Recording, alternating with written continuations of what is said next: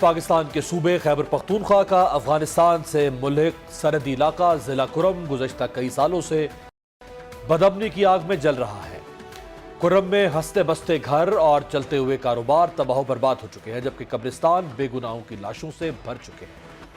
حالیہ 4 روز کے دوران ضلع کرم میں بدامنی کے تازہ واقعات میں اب تک 85 افراد جاں بحق اور 156 افراد زخمی ہو چکے ہیں۔ ان میں 49 وہ مسافر بھی شامل ہیں جنہیں پشاور پارا چنار روڈ پر نشانہ بنایا گیا تھا۔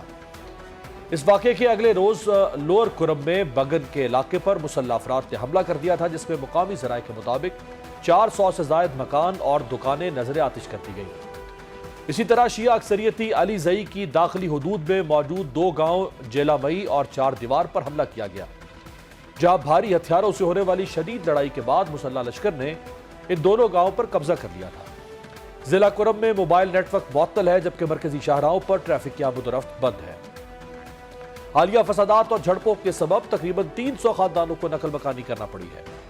21 نومبر یعنی جمعرات کی دوپہر لگ بھگ 200 مسافر گاڑیوں پر مشتمل شیعہ کمیونٹی کا ایک قافلہ رواں دواں تھا کہ اس پر مسلح افراد نے حملہ کر دیا، جس کے نتیجے میں خواتین اور بچوں سمیت ابتدائی طور پر 49 مسافر جاں بحق ہو گئے۔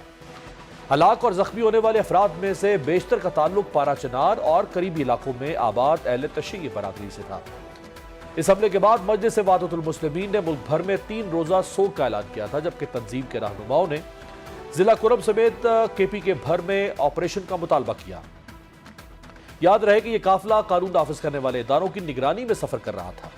اس سے قبل 12 اکتوبر کو اپر کرم کے علاقے کونچ علی زئی میں ایک ایسے ہی قافلے پر حملے کے نتیجے میں 15 افراد مارے گئے تھے، جس کے بعد سے پارا چنار سے پشاور جانے والی سڑک آمد و رفت کے لیے بند تھی، جسے حال ہی میں دوبارہ کھولا گیا تھا۔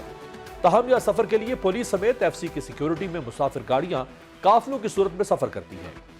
تازہ ترین رپورٹس کے مطابق کے پی کے حکومت کی کوششوں سے ضلع کرم میں برسر پیکار قبائل 7 روزہ سیز فائر کے لیے راضی ہو گئے ہیں، اور ساتھ ہی فریقین نے یرغمال افراد کی واپسی اور میتوں کو حوالے کرنے پر بھی اتفاق کیا ہے۔ اس سے قبل بگن پر حملے میں مبینہ طور پر لاپتہ ہونے والے افراد کے معاملے پر پہنچنے والے قومی جرگے کو بھی مارٹر گولے سے حملے کا نشانہ بنایا گیا تھا، جس میں 3 افراد کے مارے جانے کی اطلاعات ہے۔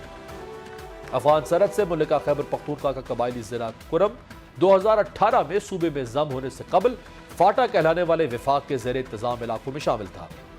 کرم میں بڑی تعداد میں شیعہ کمیونٹی آباد ہے۔ ماضی میں بھی یہاں فسادات اور جھڑپیں ہوتی رہی۔ کرم پاکستان کے کسی بھی شہر کے مقابلے میں افغانستان کے دارالحکومت کابل کے قریب ترین ہے، اور یہ افغانستان میں خوست، پکتیا، لوگر اور ننگرہار جیسے صوبوں کی سرحد پر واقع ہے، جو شیعہ مخالف شدت پسند تنظیموں داعش اور تحریک طالبان کا گڑھ ہے۔ گزشتہ ماہ بھی کرم میں ہونے والی فرقہ وارانہ جھڑپوں میں 3 خواتین اور 2 بچوں سمیت 16 افراد مارے گئے تھے۔ Human rights commission of Pakistan کے مطابق جولائی سے اکتوبر کے دوران فرقہ وارانہ جھڑپوں کے نتیجے میں 79 افراد مارے گئے۔ یہاں سوال یہ ہے کہ ایک خیبر پختونخوا کے ضلع کرم میں ہونے والی خون ریزی کا محرک قبائلی تصادم ہے، فرقہ وارانہ فسادات ہیں، زمین کا تنازع ہے، یا پھر سرحد پار سے ہونے والی دہشت گردی۔